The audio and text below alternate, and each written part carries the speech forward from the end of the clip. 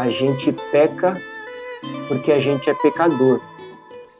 A gente não é pecador porque a gente peca. Fala pessoal, tá começando mais um Pode Entender, um podcast para você melhor entender a pregação. No programa de hoje, a gente vai falar sobre Páscoa. No último domingo, a gente teve o especial de Páscoa lá na igreja de Vila Otália. E aí a gente levantou algumas dúvidas com os membros da igreja, nossos queridos irmãos, e hoje a gente vai dividir aqui com vocês, com o auxílio da minha amiga e irmã, Esther Tarrone. Tudo bem, Esther? Tudo bem, né? Tudo bem, pastor? Foi muito bom, realmente, a cantata e toda a programação de Páscoa. E também com o nosso amigo, querido irmão, Pastor Petrônio Júnior. Tudo bem, pastor? Tudo bem, Dé? Tudo bem, Esther? Espero que também aqueles que estão ouvindo ou assistindo estejam bem. Domingo realmente foi muito bom. É muito bom poder celebrar a ressurreição, né? A nossa história tá definida ali. Está começando Pode Entender, um podcast para você melhor entender a pregação.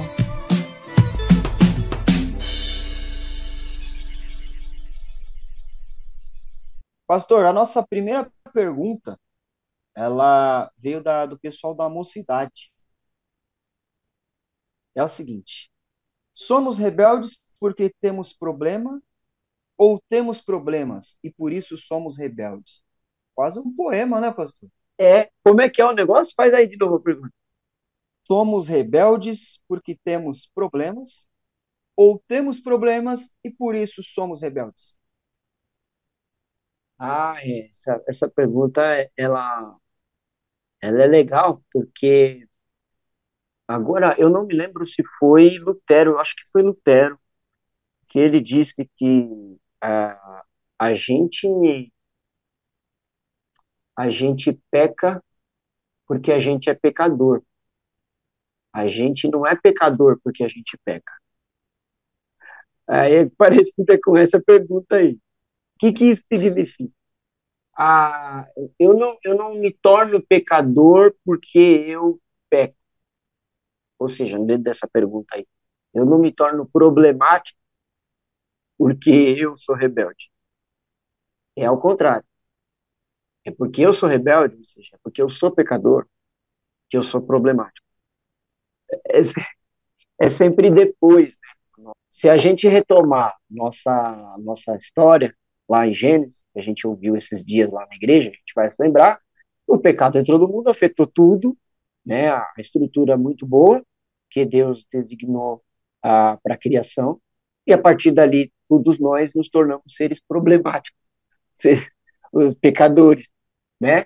Então, a partir disso, tudo que a gente faz de antinormativo, de desconformidade com o projeto de Deus, está relacionado a essa nossa rebeldia, a esse problema que nós temos. O Hernandes Dias Lopes, num dos seus livros, ele diz que o coração de todo problema é o problema do coração.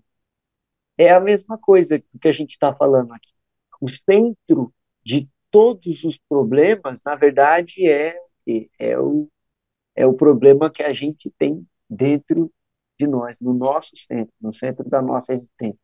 Tá, a pergunta foi meio filosófica e a resposta também está sendo meio filosófica, Total. mas é porque é esse o caminho, sabe? Então, a gente não se torna um ser errante, um ser rebelde, ou um ser pecador, a partir do momento em que a gente falhou. Não, é ao contrário. A gente só falha porque a gente já está numa condição de pecador e de rebelde. Por isso que, às vezes, na prática, as pessoas têm dificuldade de interpretar um bebê recém-nascido como um pecador. Elas dizem, ué, mas ele não fez nada, tadinho, é um anjinho, ai, não, ele é inocente, ele não fez nada.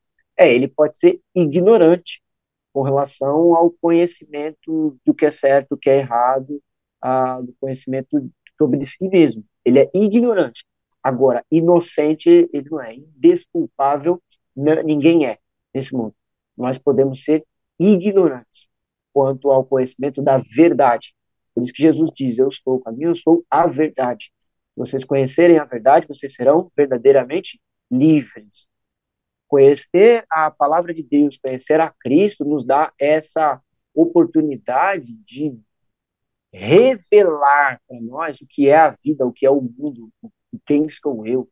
Nos dá essa capacidade de enxergar as coisas como elas realmente estão, o que está por detrás das coisas, né? Muda a nossa ótica de enxergar a nós mesmos, o próximo, o mundo, Deus, tudo muda a partir dessa oportunidade de nós conhecermos a verdade, né? Então, uma criança, um nenê recém-nascido, ele é um pecador não porque ele faz alguma coisa de errado, mas é porque ele nasce como um ser natural dentro de um mundo que está com a sua natureza comprometida, manchada pelo pecado, pelo espírito da desobediência, pelo espírito da rebeldia. Então, a, a gente não é rebelde porque a gente erra. Na verdade, é o contrário. A gente só é porque a gente é rebelde. Poxa, isso é para a gente ficar pensando, né? Como não, né? Pois é. Outra pergunta que chegou é assim: a Bíblia, o livro de Deus, é sobre criação, queda e redenção. O que foi que foi o que aprendemos na série A Nossa História? Onde a Páscoa está inserida nesse contexto, pastor? Nossa, essa pergunta é muito boa, porque coloca a proposta da redenção como centro da história, né? Nos, nos esclarece a cruz de uma forma assim muito bela, né? Eu nem sei se eu poderia fazer isso, até porque a gente não recebe nada deles. Mas você comentou isso e está aqui do meu lado um livro. Peraí, que está desfocado aqui, deixa eu. Tá. É o Aí. livro, um lançamento recente da editora Mundo Cristão, do Eugene Peterson, que chama Nossa. Viva a Ressurreição. Eu ainda não comecei a ler, chegou para mim essa semana. Mas ele vai trabalhar como a ressurreição afeta não só a nossa perspectiva sobre a eternidade, mas o quanto a ressurreição afeta o nosso cotidiano presente agora, né? Porque às vezes nós falamos sobre salvação, sobre redenção, só em termos de escatologia, de vida eterna, né? Sou salvo lá para ir para o céu, para não ir para o inferno, né? Para viver eternamente com Jesus, andar em ruas de ouros e parará, né?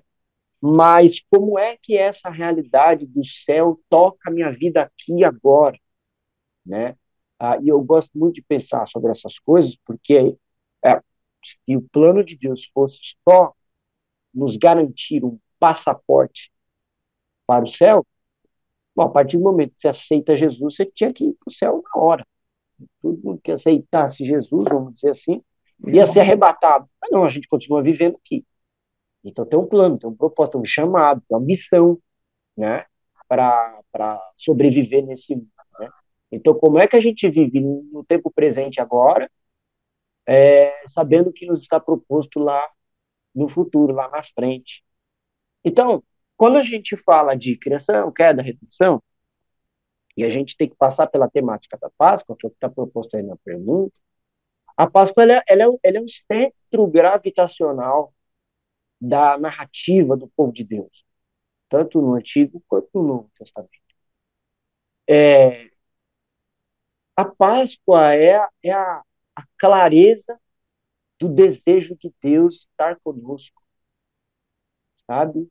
A criação, nós fomos criados para Deus, para a glória de Deus, para estar em relacionamento harmonioso com Deus, para viver uma vida que flui desse relacionamento com Deus. A queda, o pecado, nos impossibilita de viver assim. O ser humano perde esse relacionamento, perde esse acesso. Ele se tornou, como nós falamos na pergunta anterior, rebelde. Ele está em inimizade com Deus. Né? Os termos bíblicos para a condição do pecador é isso. Ele é inimigo de Deus. Então, não há nenhum tipo de afeição do ser humano natural com relação a Deus. Agora, tem uma coisa que eu acho maravilhosa. A Páscoa é instituída no Antigo Testamento, pela primeira vez, lá no livro do Êxodo, após Deus libertar o povo do Egito. Né? Qual é o primeiro mandamento? Vocês conseguem se lembrar? Quando Deus liberta o povo, né? Atravessa o Mar Vermelho e tal, tá, começa a peregrinação ali, Deus vai instituir os 10 mandamentos, certo? Ele vai firmar ali uma aliança, um pacto com o seu povo, ele institui ali os 10 mandamentos. Vocês conseguem se lembrar qual é o primeiro mandamento?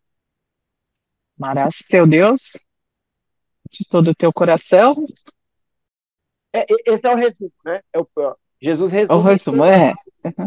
mas nos 10 lá, ele fala, eu sou o Senhor teu Deus que te tirou da terra do Egito, portanto, Uhum. aí ele diz assim, então não façam imagens, né? Não haverá outros deuses diante de mim, não façam imagens. Por que esse é o primeiro mandamento? Eu acho que é justamente por isso, porque eu venho primeiro, eu sou o teu Deus. Então você não vai colocar outro na frente. Acho que, sei lá, acho que o raciocínio é nisso, entendeu? O Faça por... relacionamento, primeiro, talvez, é É, ligado a Deus. É o primeiro que ele fala que é o vertical, né? O sim, eu relacionamento acho, vertical, acho que depois o horizontal. Talvez? Isso, olha só, e é bom que você colocou essa relação entre vertical e horizontal. E usando aqui a colocação do André, passa primeiro. Né? Por quê? Vamos lembrar que esse povo está saindo do Egito. E a história do povo no Egito, a gente já viu em outros momentos, que é uma história regada de idolatria, inclusive. Né? Então, a relação com Deus, na noção cultural daquele povo, está muito intermediada pelo que eles aprenderam nos conceitos idólatras do Egito. Então, antes de Deus passar para eles a relação moral, horizontal da coisa, não cobiçar, não adulterar, não furtar, honrar o pai e a mãe, antes de passar isso, Deus esclarece que ele não é um Deus como aqueles deuses lá do Egito, aqueles ídolos do Egito.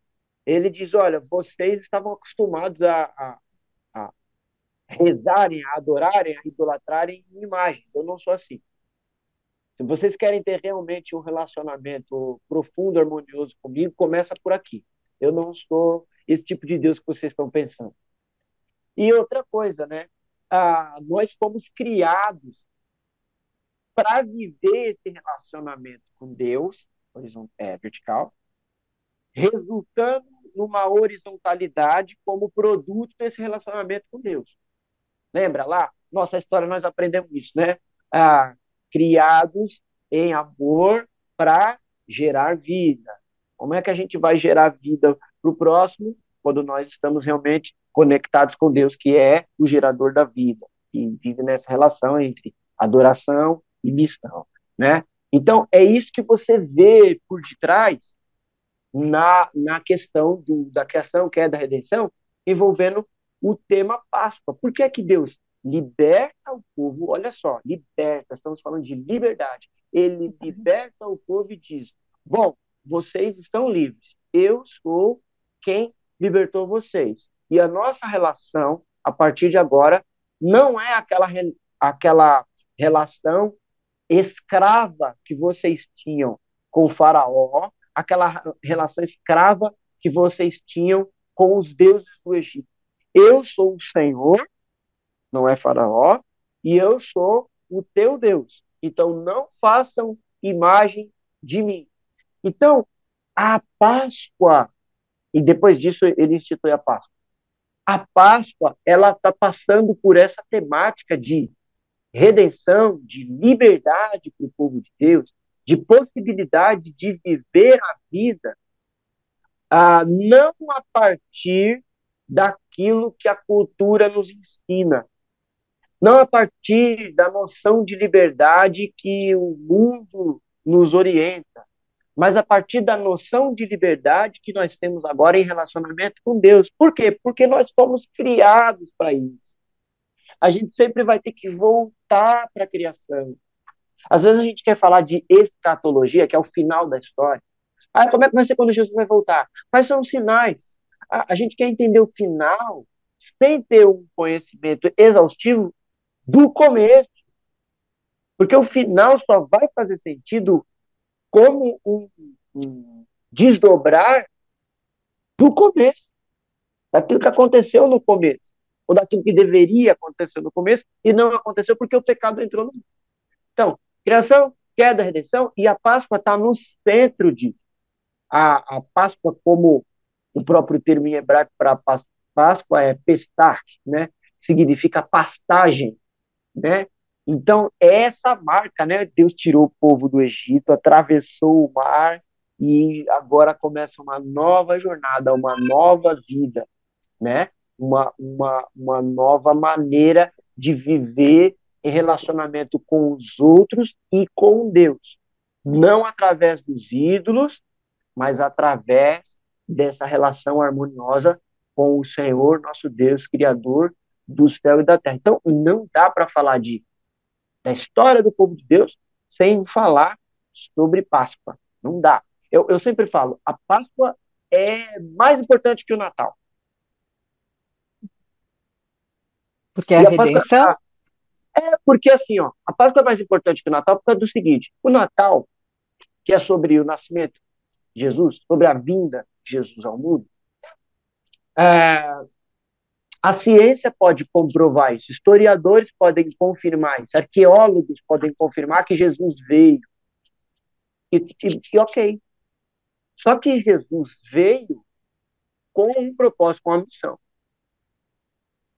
E aí esquece só história, esquece só arqueologia, esquece só ciência. Porque aquilo que Jesus veio para fazer na história, no tempo e no espaço, ela se realiza de fato num contexto de uma realidade sobrenatural, né? Numa intervenção espiritual de Deus. Então, a Páscoa para o cristão ela é mais importante do que o Natal, porque dizer que Jesus veio, o judeu diz que Jesus veio. O muçulmano, ele diz que Jesus veio. Então, para o cristão, afirmar que Jesus veio também não é tão novidade assim. Agora, o compromisso cristão é afirmar que o Jesus que veio é o poder de Deus que tira o pecado do mundo. É o Filho de Deus, o Redentor, o Salvador. Ai, Por isso que João, o apóstolo, escreve assim: aquele que não afirma que Jesus é o Filho de Deus, o Salvador, opa, você precisa ter atenção com esse cara. Ele não está falando simplesmente de uma cristologia, né, de uma teologia sobre Cristo bem formulada doutrinariamente. Ele está falando na prática, está falando em termos práticos. Se você não vive como alguém que realmente é afetado pela redenção, é salvo por Cristo Jesus, você ainda não entendeu do que se trata a fé cristã. Por isso que o apóstolo Paulo fala assim: se nós não cremos na ressurreição, a nossa fé ela é vã. Nós somos os mais infelizes dos homens. Então perceba, o centro da fé cristã é a cruz, é a redenção, é a Páscoa. A Páscoa para o cristão é mais importante do que o Natal. Hoje a gente já falou, você já falou aí sobre a questão da liberdade, né? Sobre a verdade. E a pergunta ela vai nessa direção. E ela é bem assim, eu li ela e fiquei meio assustado, né? Não, então não se assusta, beleza? Tá, vou tentar. Deus nos deu a instrução para ser livre. Por que é tão difícil seguir essa instrução? Será que é porque a gente está distraído? Porque a gente é rebelde?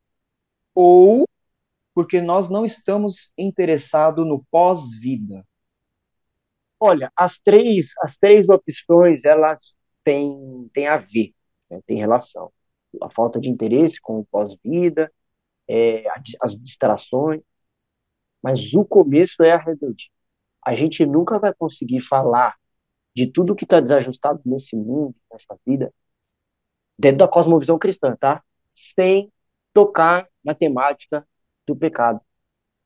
Se a gente está tentando definir o mundo, as pessoas, as coisas, a partir de conceitos filosóficos meramente, ou de alguma ideologia, né, de algum pensamento estrutural da sociedade, desconsiderando esse fato que é o pecado, a gente está errando. Então, aquela primeira resposta lá, né, da nossa rebeldia, do nosso pecado, pega lá o bebê. O bebê, ele é pecador, como eu disse lá atrás, não porque ele já fez alguma coisa, não porque ele já matou alguém, né? Hitler já foi um neném. Você consegue pensar nisso? Ele já foi uma criança, né? Ele não nasceu daquela forma. Aí alguém pode dizer assim: ah, mas como é que foi a estrutura familiar? Como é que foi a educação dele? Essas coisas são válidas, né? Ah, qual foi o viés ideológico, político, religioso dele? As coisas são válidas. Só que a gente não pode desconsiderar na história de ninguém, de nenhum de nós, o pecado, a queda, a condição de rebeldia. Então, tudo começa porque nós somos pecadores. A Bíblia diz: não há um justo sequer. Todos pecaram e todos carecem da glória de Deus. Então, por causa disso, nós não conseguimos, por si só, amar a Deus, obedecer a Deus. Não consegue. Não consegue. Se você hoje tem afeições, vou usar um termo do Jonathan Edwards aqui, afeições religiosas, né? Se você deseja amar o próximo, se você deseja servir, se você deseja adorar a Deus, isso não parte de você. Não nasceu em você. Não é um desejo humano. Isso não é, usar um termo de Paulo aqui, isso não são desejos do homem natural, do homem carnal. Porque Paulo diz, o homem carnal, o homem natural, ele cogita das coisas da carne. E que são coisas da carne? As coisas da vida, as coisas do ser humano. O ser humano só pensa em si. Agora, Paulo diz, vocês cristãos, vocês receberam o Espírito de Deus. Então agora vocês têm a capacidade de cogitar das coisas de Deus. Quer dizer, uma capacidade que veio para nós, um dom, uma graça. Nós recebemos esse presente, essa oportunidade de pensar assim, de desejar assim. Naturalmente, a gente não se arrepende. Nós somos seres mais propensos a serem orgulhosos do que propensos a ser humildes. Nós somos mais propensos a ser avarentos do que ser generosos. Naturalmente falando. O meu filho tem 3 anos de idade, eu não ensinei ele. É uma luta ensinar ele a dividir o brinquedo. Ele é egoísta de natureza. Não fui eu que falei, olha, você tem que agarrar com todas as suas forças seu brinquedo. Você não pode deixar ninguém encostar no seu brinquedo. Quando alguém vier, você chora. Eu não ensinei isso para ele. É natural, sai dele. O desafio é eu dizer para ele, filho, você tem que dividir, você tem que compartilhar. Olha, quantos brinquedos tem aqui? Tem 2, então você fica com um, seu amigo fica com outro. Isso é um desafio, é uma lei, é uma regra. Eu estou tentando ensinar ele a viver a vida de uma forma mais harmoniosa, mais humana possível. Aí é até engraçado você falar isso, né? Viver de uma forma mais humana possível. Mas aí a gente volta. Porque o humano, como já foi dito, o humano, a tendência é ele não dividir. Então, mas que humano a gente está falando?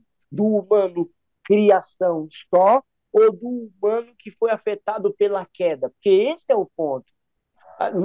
André, nós perdemos um pouco da nossa humanidade com a queda. Sabe por quê? Porque na criação, nós fomos criados à imagem e semelhança de Deus. E a queda manchou a imagem de Deus em nós. Quer dizer, nós somos praticamente, André, eu sei que é um termo forte, mas nós somos praticamente desumanos. A queda nos desumanizou. Porque ser humano, inteiramente, perfeitamente humano, é ser o quê? Imagem e semelhança de Deus. Se o pecado não deixa eu ser completamente imagem e semelhança de Deus, eu não estou sendo realmente um humano. É difícil Eu, até a gente entender, né, o conceito, mas você olha é no isso espelho, mesmo. você olha no espelho e você diz, não, eu não sou um cachorro, eu não sou uma vaca, não, eu sou um porco, entendeu? Eu sou um ser humano. Mas não é totalmente.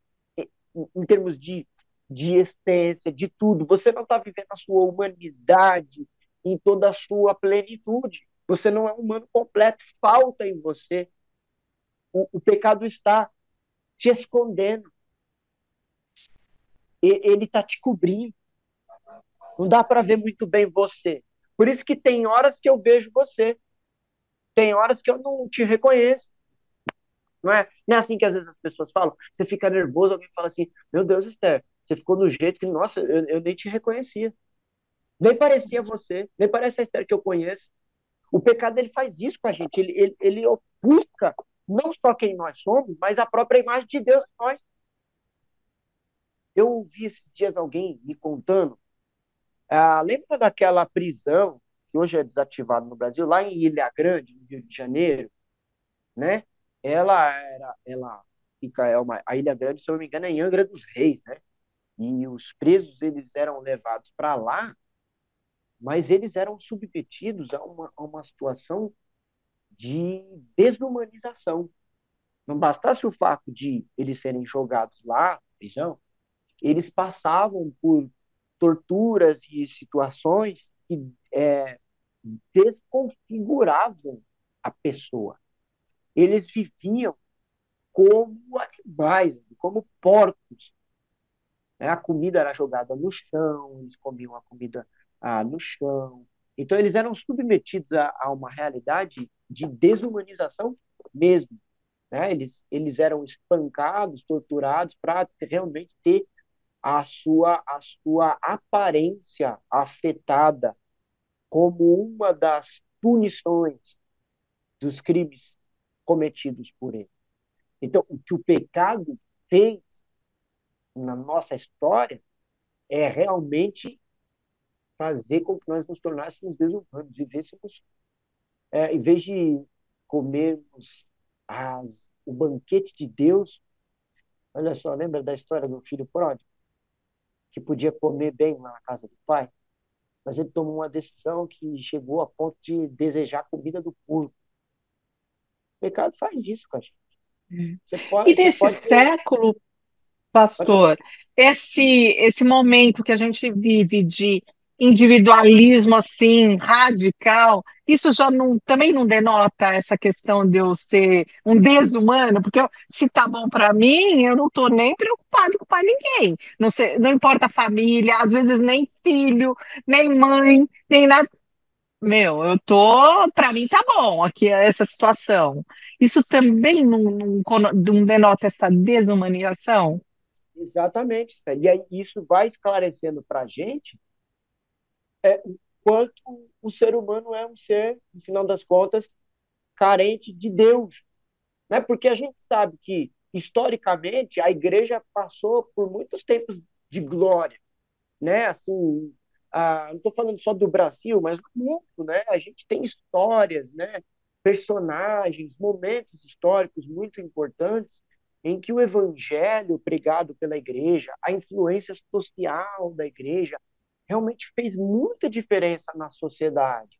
E aí a gente olha para o tempo em que a gente vive e diz assim, nossa, mas por que que até hoje, mesmo depois de tudo isso, o ser humano continua, e às vezes num nível até pior, continua esse ser, sabe, rancoroso, individualista, egoísta, narcisista, violento.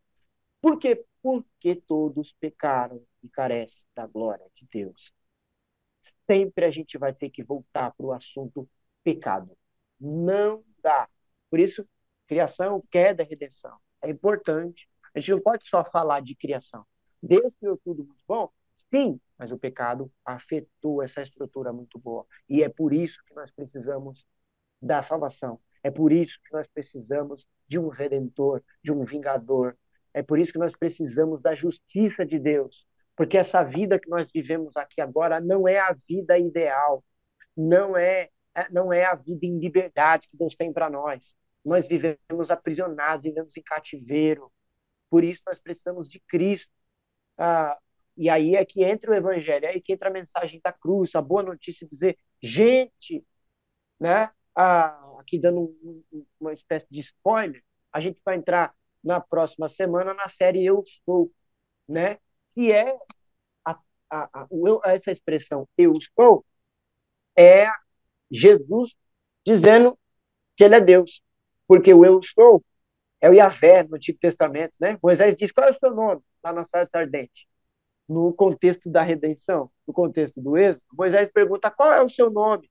E Deus diz, eu sou, né? Eu sou o que estou, né? Então, quando João escreve o Evangelho de Jesus, ele, para dizer que Jesus é Deus, ele começa como João capítulo 1, ele faz uma releitura de Gênesis 1. Ele diz, no princípio, tudo foi criado pela palavra, então a palavra estava com Deus, era Deus, e a palavra se fez carne, e nós vimos a palavra, o verbo é Cristo, ele é Deus, o Deus criador. Então ele faz uma conexão com o Antigo Testamento Novo, de criação que é de redenção. E ele, todo o tempo no Evangelho de João, tem vários capítulos em que Jesus diz, eu sou. Ele diz, eu sou a água, eu sou o pão, eu sou o bom pastor, eu sou o caminho, a verdade e a vida. Então, não é só, ele não está só se apresentando ali, ele está se definindo como um Deus. A próxima série é sobre isso.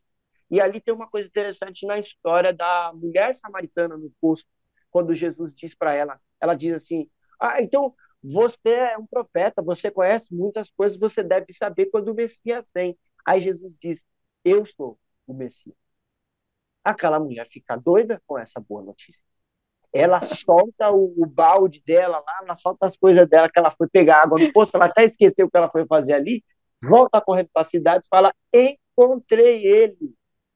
Ele mudou minha vida. Então, um cristão é essa pessoa, a pessoa do testemunho, a pessoa que sai correndo para a cidade e diz, gente, eu achei a cura, sabe? Imagina a gente estar numa uma infecção assim generalizada, universal, em que a gente não consegue produzir vacina, medicamento, e alguém fala assim, olha, eu tomei isso aqui, e funcionou. E funciona de uma vez por todas, funciona de uma forma que nunca mais eu vou ser infectado por esse vírus. Quer tomar? Então, o evangelho é isso, é essa boa notícia acompanhada de um oferecimento, de um anúncio, de um testemunho, de uma vida que foi liberta. Então, agora nós somos livres, mas não livres nesse conceito moderno de, então, fazer o que quer. Né? Então, se eu sou livre, eu posso fazer o que eu quero da minha vida. Não, a liberdade não é. A liberdade é a liberdade de poder viver da forma adequada, da forma correta, da forma certa. A gente não estava conseguindo, a gente estava preso. Sabe? Eu não estava conseguindo alcançar a minha mão aqui ó, no visor. Tinha alguma coisa me segurando. Agora eu consigo alcançar minha mão no visor, porque aquela corrente foi arrebentada, aquelas amarras foram, aquele nó foi desfeito. Então, se a meta do ser humano, falando de criação, é viver em relacionamento com Deus, é adorar a Deus, é ter relacionamento harmonioso com Deus, e o pecado afetou essa relação, me prendeu e agora eu não consigo ter relacionamento com Deus, a liberdade consiste no quê? Em quebrar essas algemas, quebrar essa corrente, me libertar dessa impossibilidade de viver essa vida em relacionamento com Deus. Então, eu sou livre agora para amar, eu sou livre para servir, eu não sou mais escravo de mim mesmo. Eu posso agora resistir, mas não porque eu tenho uma capacidade inata, não porque eu sou bom, não é porque eu sou inteligente, mas é porque Cristo me libertou, é porque eu conheci a verdade e a verdade me libertou, é porque agora eu tomei o remédio que me cura, que é o sangue do Cordeiro de Deus que tira o pecado do mundo, que é Cristo Jesus. Pois é, pastor, nós vamos continuar nessa temática de liberdade, Que a próxima pergunta aqui é a seguinte, ó. A instrução sobre a Páscoa na Aliança do Velho Testamento é a liberdade, a libertação do povo de Israel do Egito. No Novo Testamento é a liberdade em Cristo do nosso Redentor, o Cordeiro, né?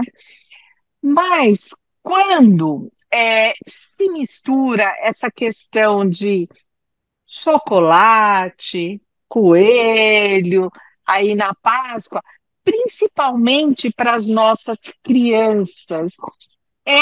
Não deixam, sim, elas confusas quanto a isso, o que, que é real, o que, que não é real. Como tratar e agir sobre esse assunto? Você pode orientar a gente? Legal, legal você citar as crianças como um alvo desse propósito, né? Porque me parece, lendo Êxodo, lendo a Páscoa lá na Antiga Aliança, que é um contexto bem familiar a Páscoa, né? Porque Deus liberta o povo e diz assim: isso vai ser um marco na história de vocês. A história de vocês começa aqui. Ali começa, inclusive, o conceito de calendário para o povo de Deus, né? Depois até ganhou a conotação de calendário litúrgico, né? Então, Deus institui ali um marco pontual de dizer, ó, a história de vocês vai ser definida a partir disso aqui. É interessante, né? Porque para a gente o nosso calendário ele está em relação com o movimento dos astros, né? A, a Terra girando em torno do Sol, a Lua cheia, a Lua minguante, a Lua crescente, essas coisas que alteram a nossa relação com o calendário, com as estações, né? Inverno, primavera, verão, outono. Então, tudo do nosso calendário, da nossa noção de dias, tempo, espaço, está relacionado ao movimento dos astros, né? Inclusive, teve até uma pegadinha lá na pergunta da Páscoa, no especial de Páscoa no Momento com as Crianças, que era: a lua cheia interfere no calendário para marcar a data da Páscoa? E os pais que participaram da dinâmica até erraram, né? Porque achou que não tinha nada a ver. Mas tem a ver, tem a ver. De forma direta e indireta, tem a ver. A gente é que às vezes não nota, a gente é que não percebe, mas tem a ver, porque o nosso calendário ele é organizado com base nisso, né? A gente diz que um ano tem 365 dias, por quê? Porque é o tempo em que a Terra demora para percorrer, né, fazer o circuito dela ali em torno do Sol. Então, quer dizer, a Terra não é o centro do universo.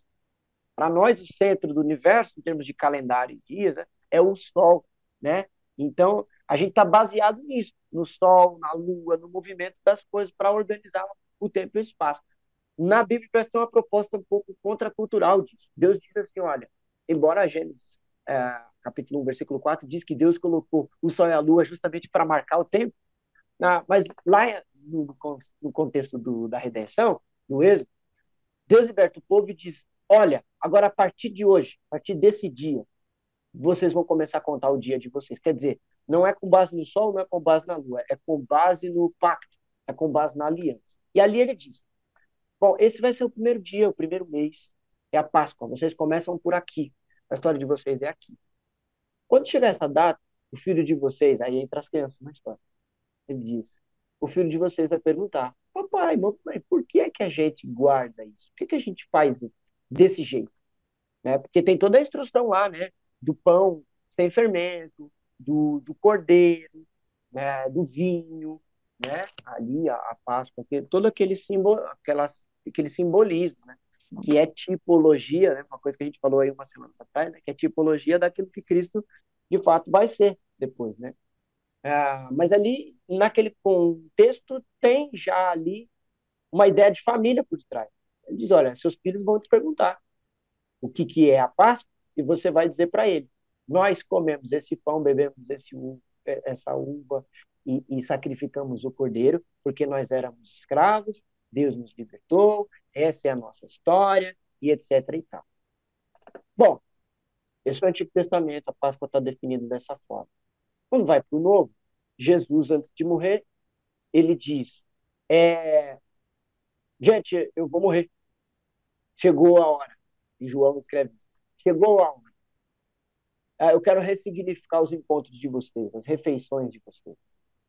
Todas as vezes que vocês comerem esse pão e beberem esse cálice, lembrem-se que eu sou o Cordeiro de Deus que tira o pecado do mundo. Lembrem-se que eu os libertei. Lembrem-se que eu os salvei. Então está instituído ali, inclusive aquilo foi acontecendo na Páscoa, eles estavam na refeição pascal, Jesus reforçando o sentido da aliança com Deus, e lembrando que a nossa aliança com Deus, agora, nesse caso, está muito mais esclarecida pelo sangue de Cristo Jesus. Ele diz, né, esse cálice é a nova aliança firmada no meu sangue.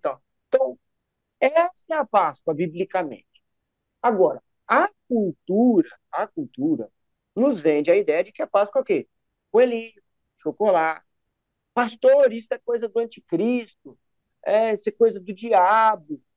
Não, irmão, não é por aí também. Isso é aspecto cultural. Também a gente não pode ser radical assim dessa forma e achar que é o demônio que está tentando desviar a nossa atenção. Porque é aquilo que eu falo, se a gente for ser radical e estrito com todas as questões culturais, a gente não estaria aqui usando a internet.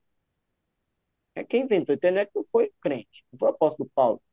Não tem nenhum mandamento bíblico dizendo pregai o evangelho na internet, né? A gente acaba usando essa plataforma, esse aparato cultural do nosso tempo para a glória de Deus.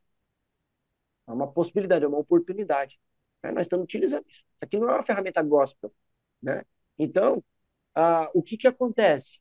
A igreja ela tem que ser um contraponto no meio da cultura. Ela tem que ser contracultural. Então, é natural que os nossos filhos, as nossas crianças, netos, sobrinhos, nessa época do ano, eles vão para a escola e eles vão ver alguma coisa relacionada a coelhinho, vai receber a visita de alguém fantasiado de coelho, né? Vai fazer uma atividade lá de chocolate, ovo de Páscoa. Talvez nós mesmos, né, gostemos de comer chocolate nessa época do ano. E tudo bem, assim, faz parte do momento cultural que nós estamos vivendo, né?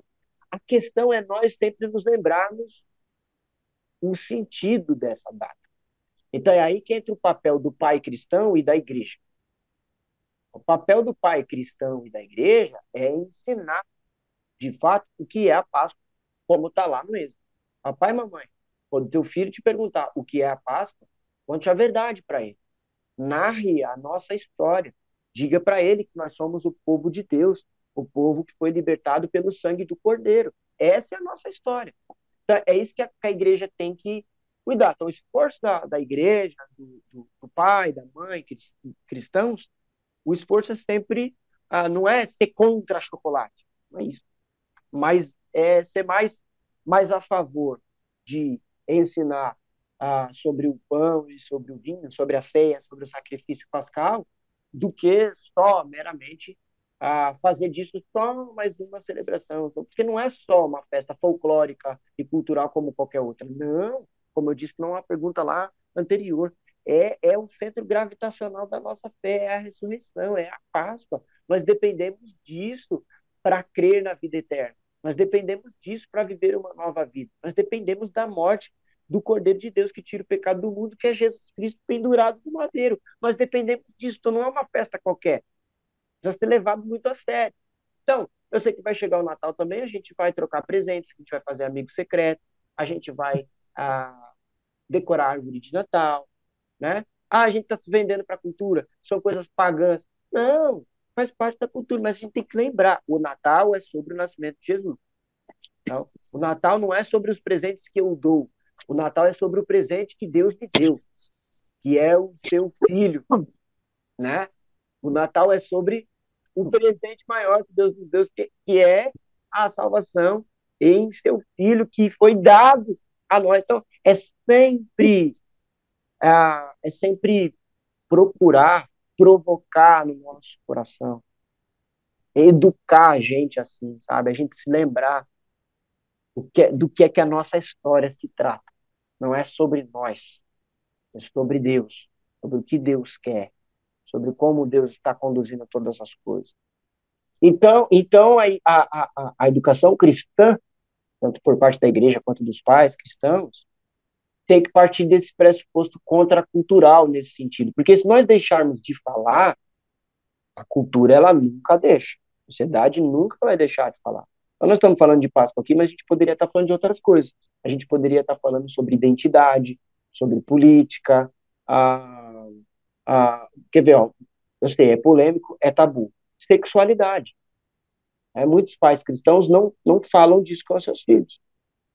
Só que a péssima notícia é, na escola, ele está ouvindo, seja através dos professores, seja na informalidade das conversas com os amiguinhos, que às vezes tem outras influências culturais, seja através de um filme, de uma série que ele assiste, do carro que toca uma música ridícula que para no portão da casa dele e que ensina de uma forma errada essa temática para ele, e a gente não fala, porque é um tabu. Então, quer dizer, de um jeito ou de outro, alguém está falando. Então, o papel dos cristãos, em termos de educação, entra por aí. Então, ele vai ouvir sobre coelhos, sobre chocolate, e tudo bem ele ouvir, até então. Não é demoníaco por si só isso. A questão é como nós, em nossa responsabilidade de discipulado,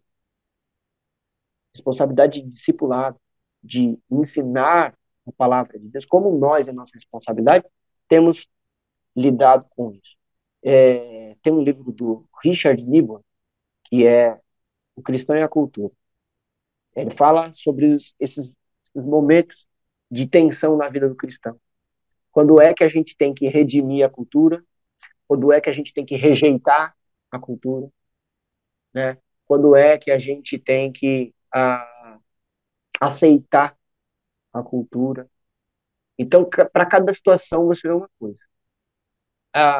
Ele faz um paralelo com a história de Daniel, com a experiência de Daniel, que é muito interessante. Porque tem cristãos que têm a postura de só rejeitar a cultura. Né? Isso aqui é pagão, isso aqui é secular, não pode, não pode, não pode. Tá. Outros cristãos são mais ativistas, né? Eles querem redimir, eles querem, não, a gente tem que estar na sociedade, a gente tem que estar fazendo a diferença. Gente. Outros cristãos são completamente passivos, né? Fica lá, sei lá, não muda nada, sei lá.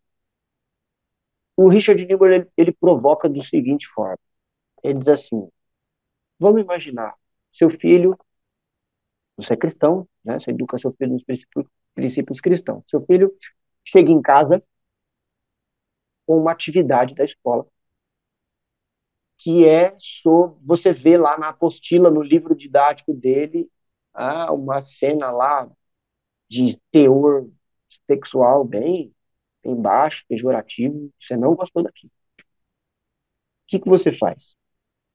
Alternativa A, você pega o livro, vai lá na escola e questiona, fala, o que é isso? O que está acontecendo aqui? Alternativa B, você entra em contato com outros pais e falam, gente, isso não está certo, vamos fazer aqui um movimento, um motim, vamos tirar esse livro de circulação da escola. Alternativa C, você vai dizer para o seu filho, filho, é isso aí mesmo, o mundo é isso, tá? Isso aí não é o caminho certo, está errado. A alternativa D, você não vai fazer nada. Qual que é o certo aí, gente?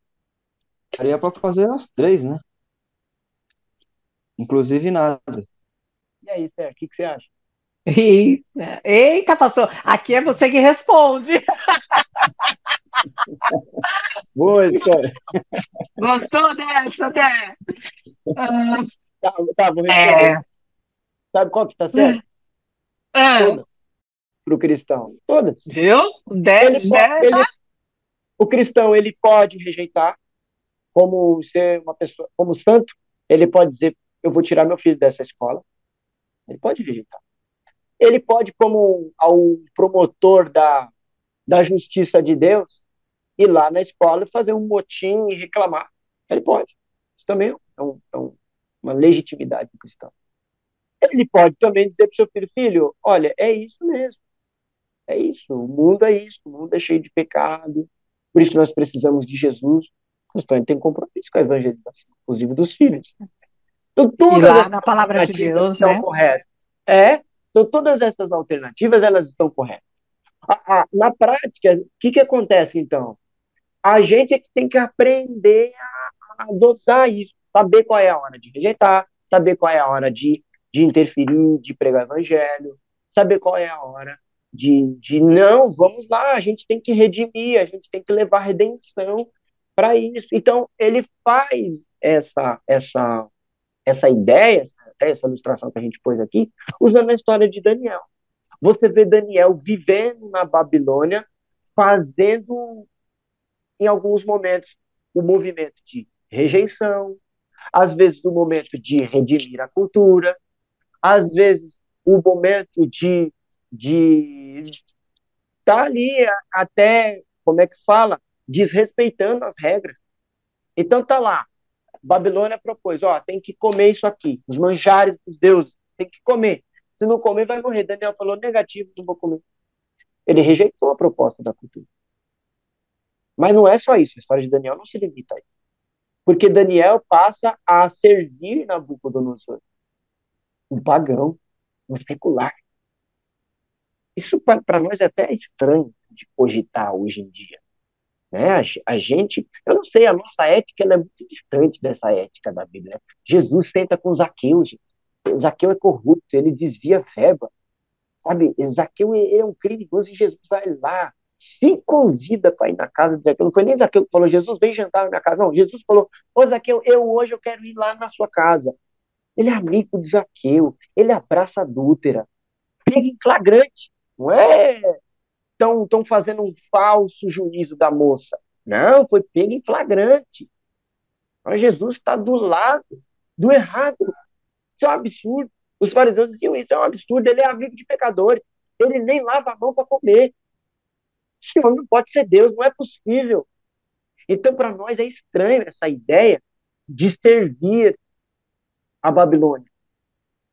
Para nós, o certo é só rejeitar. É só rejeitar. Não tem que ter relação nenhuma com isso. Mas Daniel não disse diferente. Daniel está lá, servindo Nabucodonosor, ajudando Nabucodonosor no seu paganismo, mas sem perder a sua identidade, sem perder o seu propósito. Tanto que Daniel foi uma bênção para o povo de Deus naquele contexto, servindo a Babilônia. Ele foi uma bênção, inclusive, na vida de Nabucodonosor, que teve experiências com Deus. Nabucodonosor teve experiências com Deus através da vida de Daniel, que estava lá com ele. Então, Daniel rejeitou, Daniel redimiu. Mas Daniel também teve uma postura, inclusive, de desobediência civil, vamos assim dizer. Porque num determinado momento, o rei disse, olha, quem for pego adorando o Deus dos hebreus, dos judeus, vai morrer. E Daniel ia lá para o seu quarto, abria a janela e orava. Tinha um decreto, tinha uma lei, tinha uma ordem do Estado para não fazer isso. Mas Daniel, ele passava por cima da cultura. Então, o cristão, na sua relação com a cultura, ele vai ter que lidar com essa demanda. Vai ter horas que a gente tem que pensar Cristo acima da cultura.